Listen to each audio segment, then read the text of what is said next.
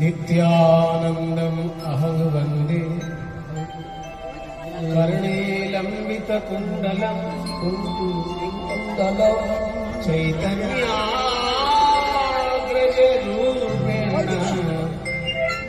पवित्रीकृत भूतलम्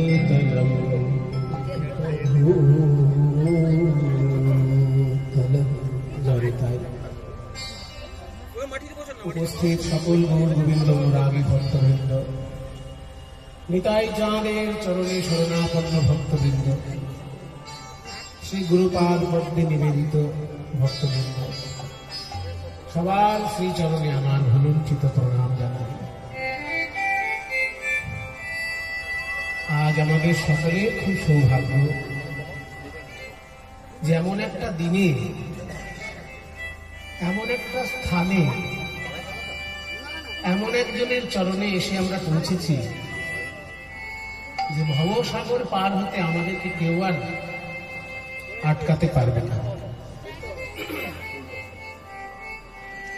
প্রভু নিত্যানন্দ গৌর সুন্দরের মায়ের পেটের ভাই নয়, মানে একই মায়ের পেটে জন্ম নেওয়া ভাই নয়। তবু আমরা সবাই জানি নিতাই গৌর দুটি ভাই। এমনকি খোল বাজনাতে শ্রীখোল বাদকরা বাজান, দুটি দুটি দুটি ভাই চৈতন্য নিতাই কীর্তন করে নদিয়ায়, তাই না? আসলে দুটি দুটি দুটি ভাই মানে তেতে তেতে তেতে ধা বাজাও, তেতে তেতে তেতে ধা, দুটি দুটি দুটি ভাই, দুটি দুটি দুটি ভাই। এবার চৈতন্য নিতাই মানে তার ধেইয়াতে পেতা, চৈতন্য নিতাই হলো। এবার কীর্তন, কীর্তন মানে কীর্তন করে নদিয়ায়, যদি হেলে ধা। তাহলে দুটি দুটি দুটি ভাই চৈতন্য নিতাই কীর্তন করে নদিয়ায়। তার মানে নিতাই চাঁদের এমন মহিমা, তিনি শুধু কীর্তনের পদাবলীর মধ্যে সীমিত নয়, শ্রীখোলের বাজনার মধ্যেও সসম্মানে সবাই আমরা তাকে পূজা করি। তো প্রভু নিতাই চাঁদ গৌর সুন্দরের থেকে বয়সে বড়, আমাদের মতো সাধারণ মানুষের ভাষায় অভিজ্ঞতাতেও বড়। কারণ গৌরাঙ্গ সুন্দরের আগে তিনি নিজে পায়ে হেঁটে সারা ভারতবর্ষ ঘুরেছেন, এবং সারা ভারতবর্ষ পায়ে হেঁটে ঘোরা মানে শুধু লোকের বাড়িতে ভিক্ষে খেয়ে বেড়ানো নয়। একটা সাধারণ সন্ন্যাসীর ভিক্ষে করে বেড়ানো আর বুদ্ধদেবের ভিক্ষে করে বেড়ানো কি এক জিনিস? বুদ্ধদেব হলেন রাজপুত্র, তিনি রাজ ঐশ্বর্য পরিত্যাগ করে ভিক্ষার ভাণ্ড হাতে নিয়ে দাঁড়ে দাঁড়ে ঘুরছেন, লোকে তাকে খেতে দিচ্ছে, আর তিনি সারা বিশ্ববাসীকে বন্ধন থেকে মুক্তির পথ বলছেন বুদ্ধদেব। তাহলে তার ভিক্ষে করে খাওয়া আর আমার মতো সাধারণ লোকের ভিক্ষে করে খাওয়া কি এক জিনিস হবে? তাই নিতাই চাঁদ যখন সারা ভারতবর্ষ পায়ে হেঁটে ঘুরেছেন, তিনি অভিজ্ঞতা অর্জন করেছেন।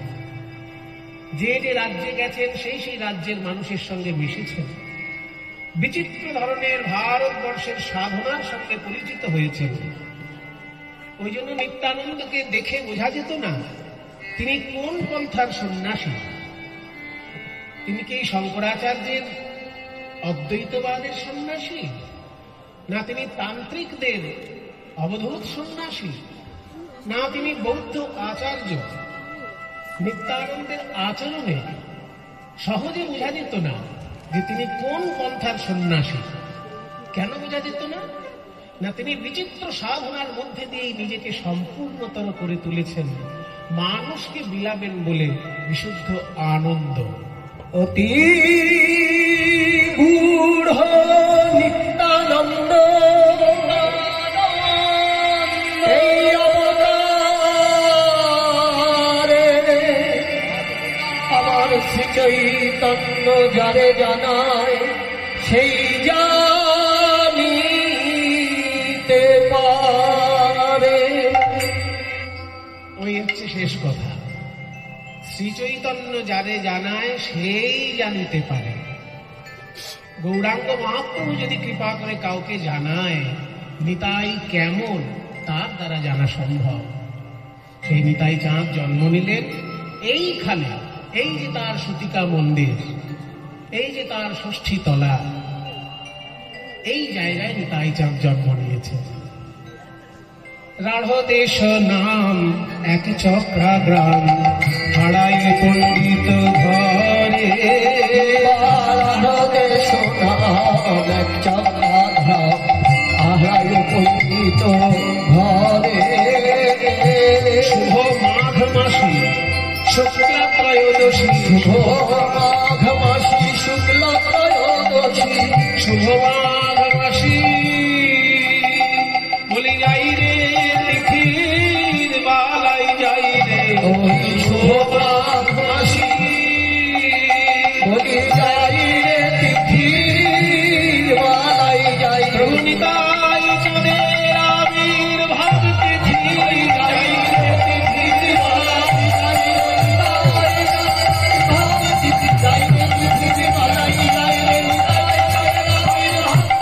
যাই রে তিথির বালাই যাই রে। শুভ মাঘ মাসী শুক্লা ত্রয়োদশী, শুভ মাঘ মাসী শুক্ল ত্রয়োদশী, জনমিলা হল ধরে আশি জনমিলা হল ধরে। শুভ মাঘ মাসী শুক্ল ত্রয়োদশী, জনমিলা হল ধরে, জনমিলা হল ধরে। হাড়াই পণ্ডিত অতি হরষিত, হারাই পণ্ডিত অতি হরষিত, পুত্র মহোৎসব করে।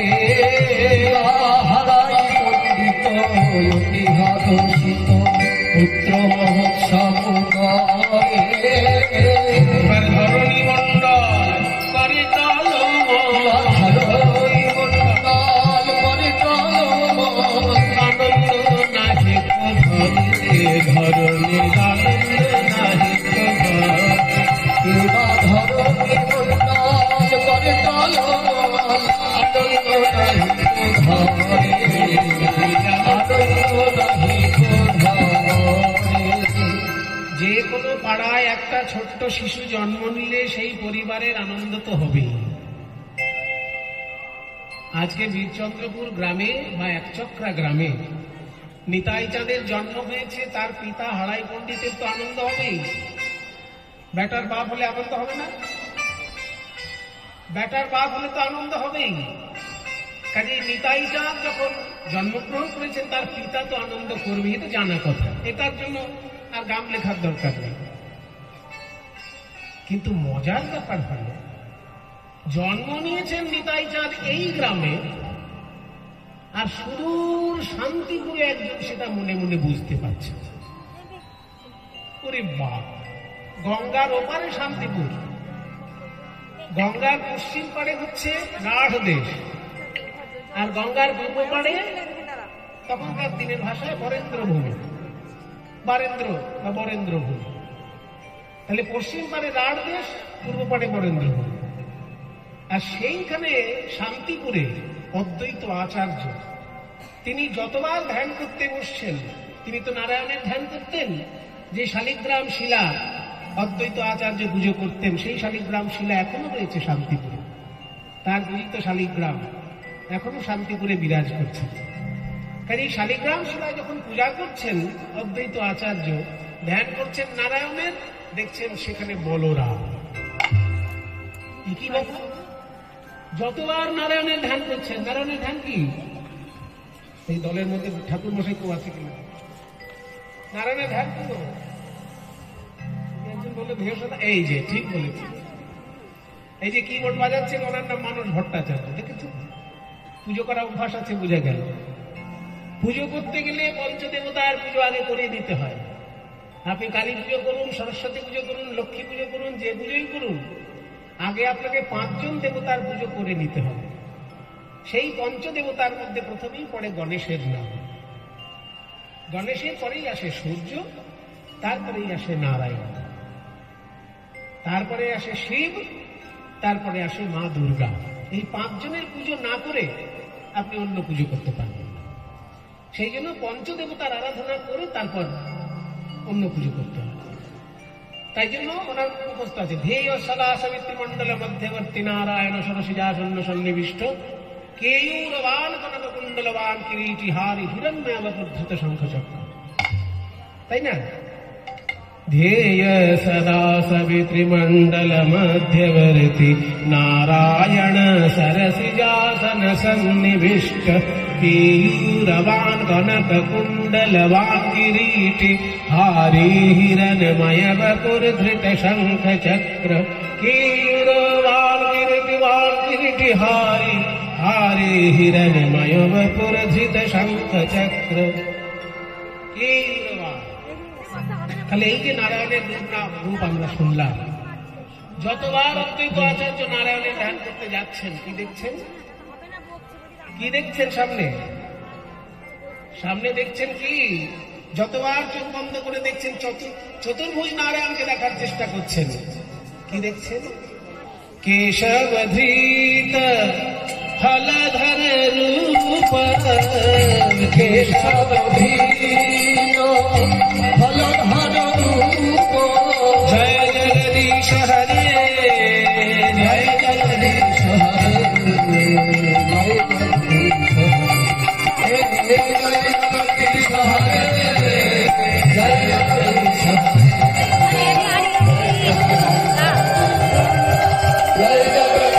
হরে জয় জগদীশ হরে জয় জগদীশ হরে জয় জগদীশ হরে জয় জগদীশ হরে জয় জগদীশ হরে জয় জগদীশ হরে জয় জগদীশ হরে বল জয় জগদীশ হরে জয় জগদীশ হরে জয় জগদীশ হে জয় জগদীশ হরে জয় জগদীশ হরে জয় জগদীশ হরে। বলরামের রূপ বর্ণনা করতে গিয়ে জয়দেব গোস্বামী গীত গোবিন্দে বলছেন যে বহসি বপুষি বিষদে বসনম জলদাভম। বর্ণনাটা শুনুন। বলরামকে দেখতে কেমন? জয়দেব লিখছেন গীত গোবিন্দের পাতায়, বহসি মানে বহন করছো, হে বলরাম তুমি বহন করছো। কি কোথায়? বপুষি তোমার অঙ্গে। বপু মানে অঙ্গ, বপুষি মানে অঙ্গে, তোমার অঙ্গে বহন করছো। অঙ্গটি কেমন? বিশদে, বেশ বড় সড়ো বপু, ছোটখাটো শরীর নয় বলরামের, বেশ বড় সড়ো শরীর। সেই জন্য বলছে বহসি বপুষি বিশদে, তোমার বিশদ মানে বিশাল বপুতে তুমি বহন করছো। কি না? বসনম, একটা কাপড়। অর্থাৎ তুমি যে কাপড়টি পরে আছো সেই কাপড়টি কেমন? জলদাভম। জলদ মানে মেঘ, জল দেয় তাই মেঘের নাম জলদ। আভা মানে ছটা, মেঘের মতো ছটা কাপড়টায় রয়েছে, ওই জন্য জলদাভম। মেঘের মতো ছটাযুক্ত বসন তোমার বিশাল বপুতে তুমি বহন করছো। বহসি বপুষি বিষদে বসনম জলদাভম। এইবার মজা করে বলছেন হল হতি ভীতি মিলিত যমুনা। হল মানে, হল মানে কি? গ্রামের চাষি ভাইরা জানবে হল মানে কি। চাষি ভাইরা দিন রাত ওটা নিয়ে ব্যবহার করে, কিন্তু ওটার নাম যে সংস্কৃতে হল সেটা হয়তো জানেন না অনেকে। যাকে বলে লাঙল। চাষ করার সময় যে লাঙলটা লাগে ওই লাঙলকে সংস্কৃত ভাষায় বলে হল।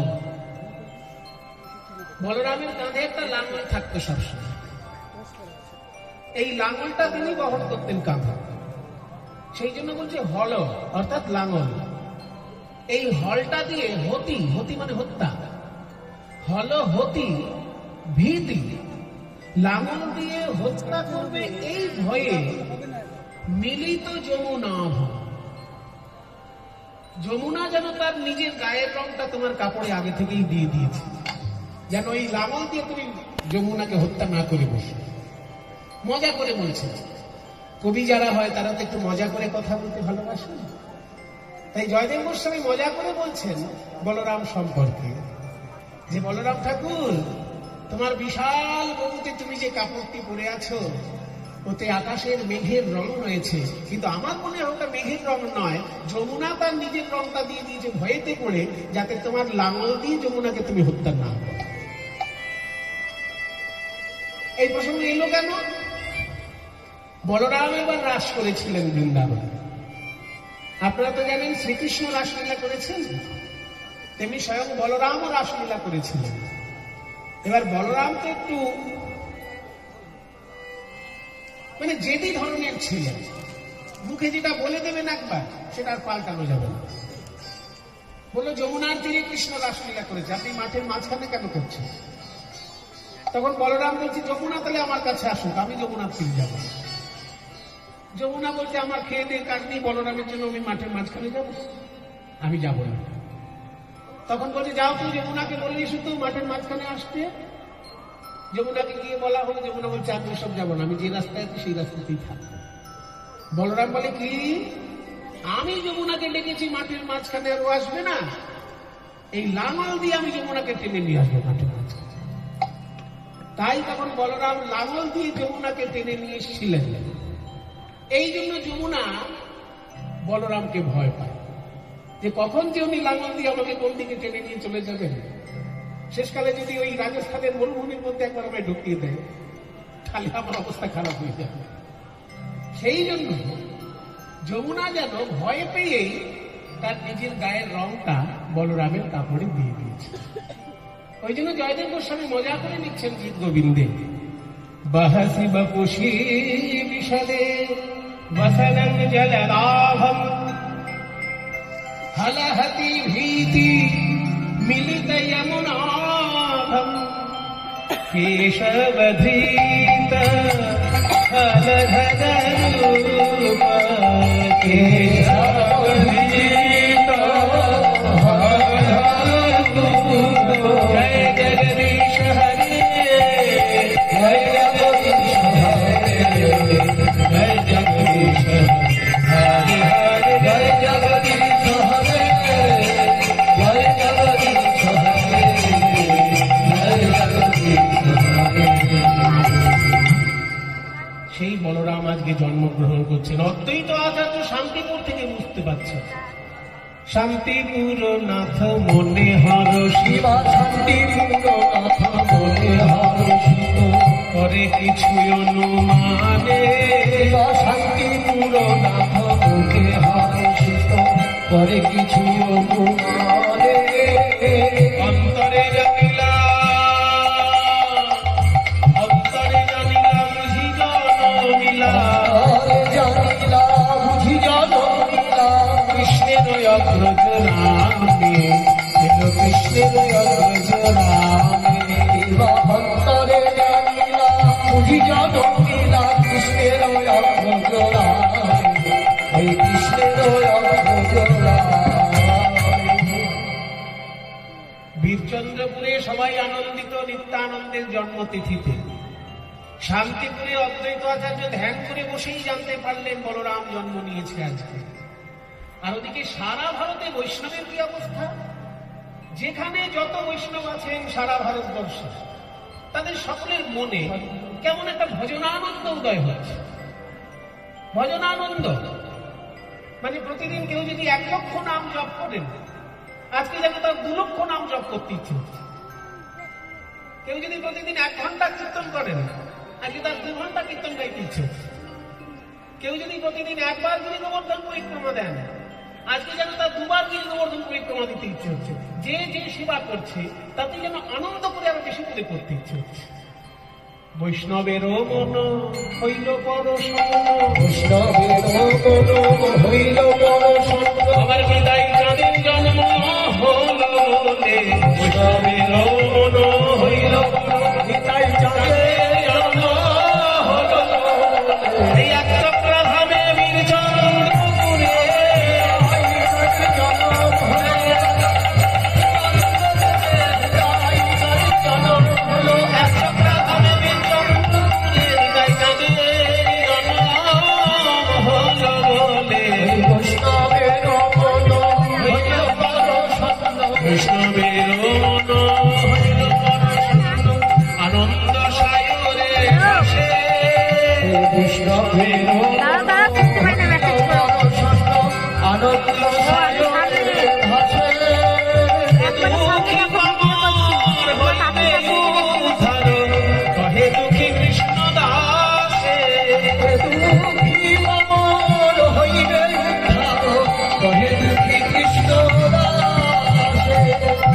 পতিত তো আর থাকবে না রে,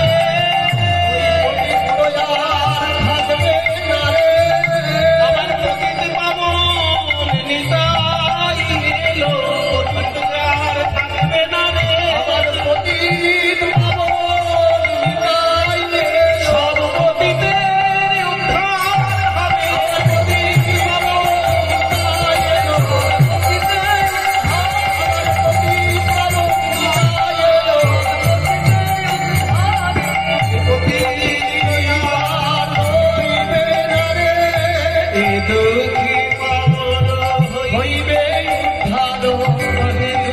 কৃষ্ণ দাসে আদি কহে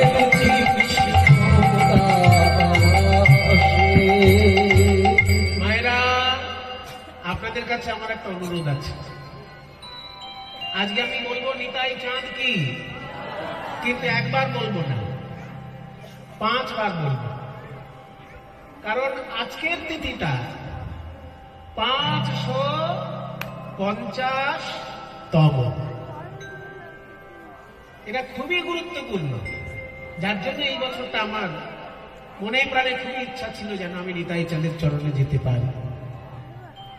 এবং আমার খুব ভালো লাগছে যে এই নিতাই চাঁদের যিনি জন্মস্থানের বর্তমানে যিনি এই আশ্রমের অধিকর্তা, তিনি নিজে গিয়ে আমাকে বাড়িতে সব একদম স্বয়ং আমাকে বাড়িতে বলে এসেছেন, এবং তার তরফ থেকে ভক্তবৃন্দ বিশ্বভারতী ইউনিভার্সিটির উপাচার্যের কাছে নিমন্ত্রণ দিয়ে এসেছেন যে নিতাই চাঁদের 550তম পূর্তি উৎসবে আমাদের সুমন দাদা যেন কীর্তন পরিবেশন করেন। সেই জন্য আমি নিতাই চাঁদের জন্মস্থানের এই মন্দির কর্তৃপক্ষ, নরোত্তম দা এবং আরো যারা যারা আছেন তাদের সকলের কাছে আমি চিরঋণী। এবং উপাচার্য মহাশয় যখনই শুনলেন যে নিতাই চাঁদের 550তম জন্ম উৎসব, তিনি কোন রকমের আপত্তি করলেন না। তিনি বললেন যে না, নিতাই চাঁদের নিত্যানন্দের যখন 550তম পূর্তি উৎসব, এটা অবশ্যই কীর্তন গাইতে যেতে পারে। তাহলে এই যে নিত্যানন্দ প্রভুর প্রভাব শিক্ষা সংস্থানেও আমরা দেখছি সসম্মানে কিন্তু প্রভু নিতাই চাঁদকে ভালোবাসা হচ্ছে। এটা দরকার, প্রত্যেকটি ঘরের ছেলে মেয়েকে শেখানো দরকার যে নিতাই চাঁদের মহিমাটা কোথায়। শুধু কোথাও উৎসব হলো, একটুখানি খিচুড়ি খেয়ে নিলাম, জয় নিতাই বলে বাড়ি চলে গেলাম, ওইখানেই কিন্তু নিত্যানন্দ শেষ নয়। আজকে প্রভু নিতাই চাঁদ যদি আমাদের মধ্যে না আসতেন, তাহলে এই যে আজকে আপনারা পাশাপাশি বসে কীর্তন শুনছেন, কেউ কাউকে জিজ্ঞাসা করে বসেছেন, এ ভাই তুমি কি চাটুর্যে না মুখুজ্জে না চক্রবর্তী না গাঙ্গুলি? যদি বামুনের ছেলে হও তবে তোমার পাশে বসবো, নিলে বসবো না। এই যুগ ছিল আমাদের বাংলা। যদি কোনো চ্যাটার্জি চক্রবর্তী ভট্টাচার্য অন্য জাতির গায়ে গা দিয়ে বসতো, সে আবার গঙ্গা জল দিয়ে স্নান করে দিত। কিন্তু আজকে যারা কীর্তন শুনতে বসেছেন, কেউ কি কাউকে জিজ্ঞাসা করে বসছেন? যত ঠান্ডা পড়লে তত গায়ে গায়ে চেপে চেপে বসে, কেউ কাউকে জিজ্ঞাসা করে বসছে না। এই যে জিজ্ঞাসাটা করছে না, এটাই আমার নিতাই চাঁদের অবদান। আজকে কেউ জিজ্ঞাসা করে না যে তুমি কোন জাতে। যেখানেই কীর্তন হয়, যেখানেই ভাগবত পাঠ হয়, যেখানেই হরিনাম সংকীর্তন হয়, সকলে এক হয়ে মিলে মিশে নিতাই গৌর হরি বল বলে ভক্ত পদধূলা গায়ে। এই আমাদের কীর্তনের দলটাতেই দেখুন না, আমার নাম সুমন ভট্টাচার্য, আমার দাদার নাম সৌমেন ভট্টাচার্য, তার বাদিকে রয়েছে তন্ময় ব্রহ্মচার্য, তার পাশে রয়েছে মানস ভট্টাচার্য। এই পর্যন্ত গেল বামুনের গোষ্ঠী। কিন্তু তারপর যা যা আছে, আপনার নাম কি? এই যে বাবলু মন্ডল। আমি ওনার সঙ্গে ঝগড়া করছি সারাক্ষণ, করে তো আনন্দ করে নাচ গান করছি, কিন্তু নিতাই চাঁদ যদি না আসতেন এই মজা করে আনন্দ করে নাচ গান করতে পারেন। আমার ডান দিকে যিনি শ্রীখোল বাজাচ্ছেন তার নাম হচ্ছে মিহির বাগদি। সম্ভব ছিল 500 বছর আগে বাগদি ব্রাহ্মণের সঙ্গে নাচবে? আপনারা বলুন, এটা সম্ভব ছিল কি? এটা একমাত্র নিতাই চাঁদের জন্য সম্ভব হয়েছে। কেউ জিজ্ঞাসা করে না তুমি ভট্টাচার্য না তুমি বাগদি, তুমি কীর্তনের রস কিছু পাও কিনা, নাচ গান জানো কিনা, করতাল বাজাতে জানো কিনা, খোল বাজাতে জানো কিনা, কীর্তনের বড় গান জানো কিনা, এইটুকু জানলেই আমাদের আনন্দ হয়ে যায়, আর কিছু লাগবে। এই দানটা কার? এই এত বড় অবদানটা হচ্ছে আমার নিতাই চাঁদ। পাশে রয়েছে পীযূষ বিশ্বাস, তার পাশে ওই আবার ঘোষ, বিশ্বনাথ ঘোষ, তারপরে অধীর দাস। তাহলে এই যে দাস, ঘোষ, বাগদি, মন্ডল, ভট্টাচার্য, ব্রহ্মচারী সব মিলে মিশে, বিশ্বাস সব মিলে মিশে একটা ভগবানের গুণগান গাওয়া হচ্ছে। এই জিনিসটা কোনোদিন ভাবতে পারতো না ভারতবাসী, আমার বাংলার লোকেরা, যদি নিতাই চাঁদ আমার দয়া করে গান আসতেন।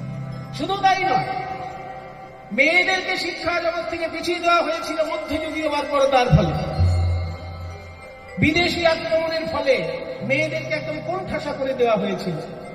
যে ভারতবর্ষে বিশ্বামিত্রের মতো ঋষি, বিশ্বামিত্রের মতন শক্তি সম্পন্ন ঋষি মহিলা পর্যন্ত ছিল ভারতবর্ষে, বেদের পাতা খুলে দেখুন সেখানে মহিলা ঋষি রয়েছে প্রচুর।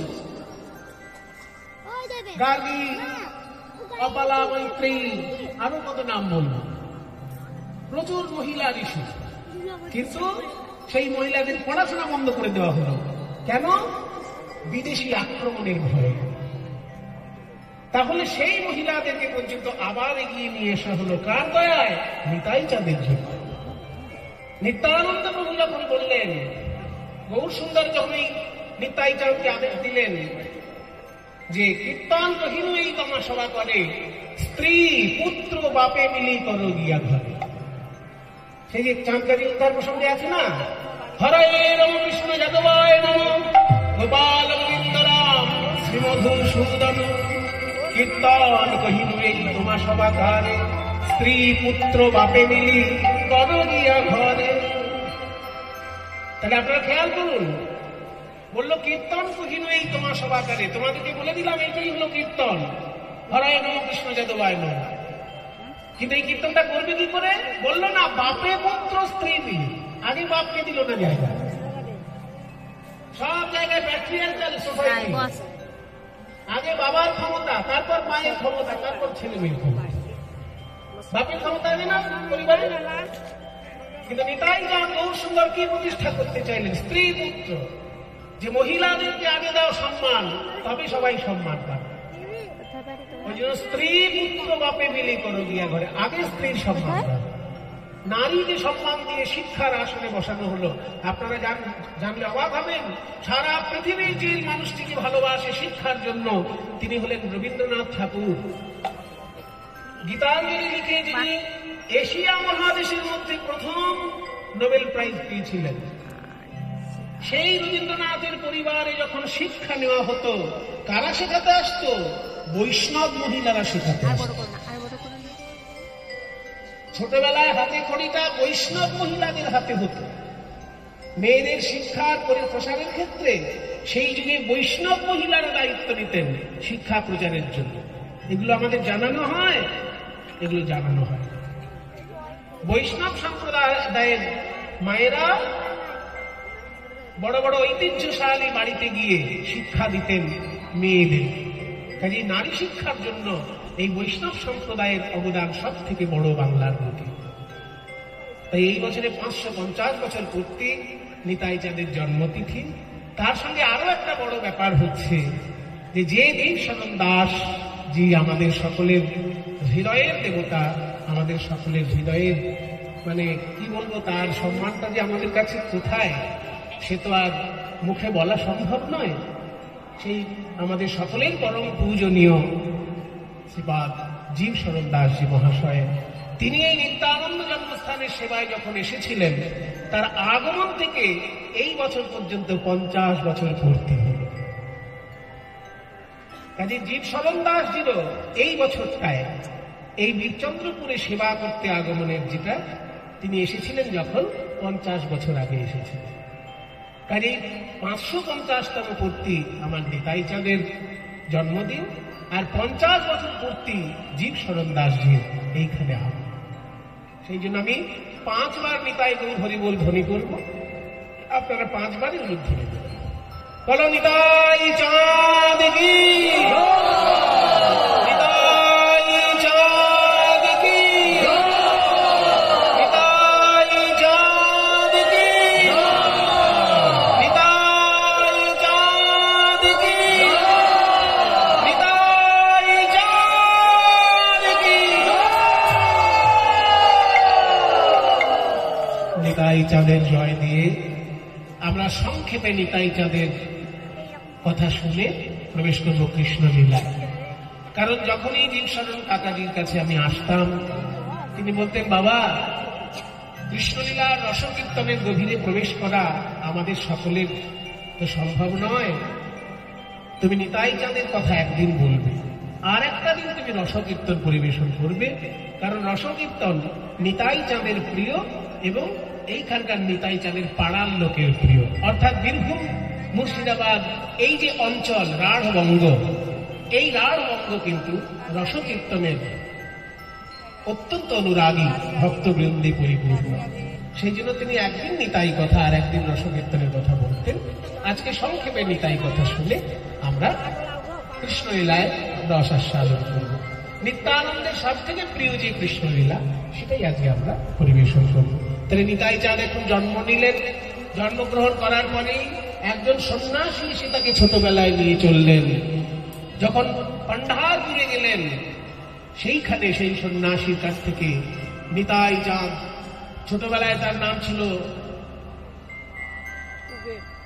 কুবের, আর কুবের যখন বড় হলো ঈশ্বরপুরীর শক্তি নিয়ে এবং বিশ্বরূপের শক্তি নিয়ে, বিশ্বরূপ যখন গৌরসুন্দরের দাদা, মায়ের পেটের ভাই গৌরসুন্দরের যিনি দাদা, তিনি 12 বছর বয়সে সন্ন্যাসী হয়ে গেছিলেন। সেই জন্য সেই বিশ্বরূপ যখন পান্ডারপুরে দেহত্যাগ করেছিলেন, ওইখানে বিশ্বরূপের শক্তি লাভ করলেন এই কুবের। ওই দুই মহাশক্তি মিলিত হয়ে তখন তার নাম হলো নিত্যানন্দ। নিত্যানন্দ নিত্যানন্দ নিত্যানন্দ রায়, নিত্যানন্দ নিত্যানন্দ নিত্যানন্দ রায়, নিত্যানন্দ নিত্যানন্দ নিত্যানন্দ রায়, নিত্যানন্দ নিত্যানন্দ নিত্যানন্দ রায়, নিত্যানন্দ সদাই আনন্দ, হলো নিত্যানন্দ সদাই আনন্দ, হলো নিত্যানন্দ সদাই আনন্দ, হলো নিত্যানন্দ সদাই আনন্দ, হলো নিত্যানন্দ, নিত্যানন্দ নিত্যানন্দ নিত্যানন্দ রায়, নিত্যানন্দ নিত্যানন্দ নিত্যানন্দ নিত্যানন্দ রায়, নিত্যানন্দ নিত্যানন্দ নিত্যানন্দ নিত্যানন্দ নিত্যানন্দ রায়, নিত্যানন্দ নিত্যানন্দ নিত্যানন্দ রায়। গুরুদেব,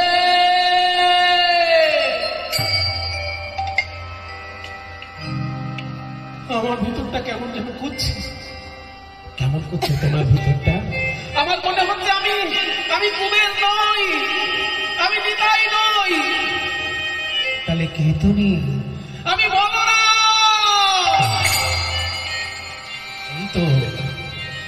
এই তো তোমার স্বরূপ জেগে উঠেছে। ছাই চাপা আগুন, ছাইটা সরিয়ে দিলে আগুনটা বেরিয়ে পড়ে। সেই ছাই থেকে আগুনটা খুঁড়ে বার করাই হচ্ছে গুরুর কাজ। বাইরে ছিলে কুবের, ভিতরে ছিলে তুমি বলরাম। তোমার সেই বলরামের স্বরূপটা আমি জাগিয়ে দিতে পেরেছি, এটাই আমার কাজ। এবার তুমি তোমার ভাই কানাইকে খুঁজে বার করো, চলে যাও মধুময় বৃন্দাবন। বৃন্দাবনে গেলে আমার ভাই কানাইকে দেখতে পাবো।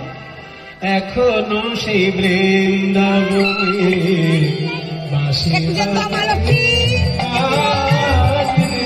এখনো সেই বৃন্দাবনে বাঁশি বাজে,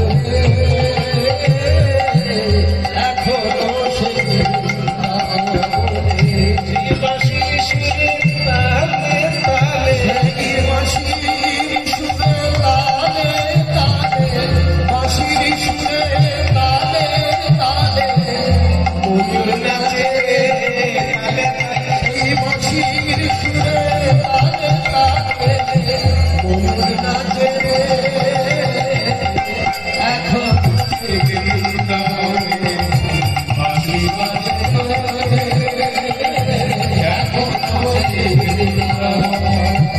আছে সেই গাভীগুলি বাজে উড়ায় ধুলি আর সখাসনে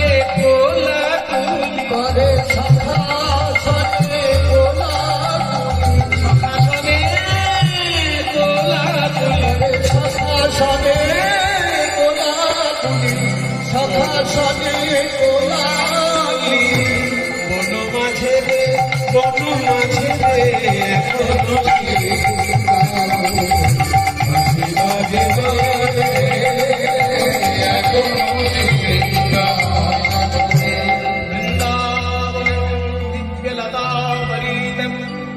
लताशपुष्पस्फुरिताग्रभाजः पुष्पाण्यपि स्फीतमधुव्रतानि मधुव्रताश्रुतिहारिगीताः वृन्दावनेषु कौशलम्बिका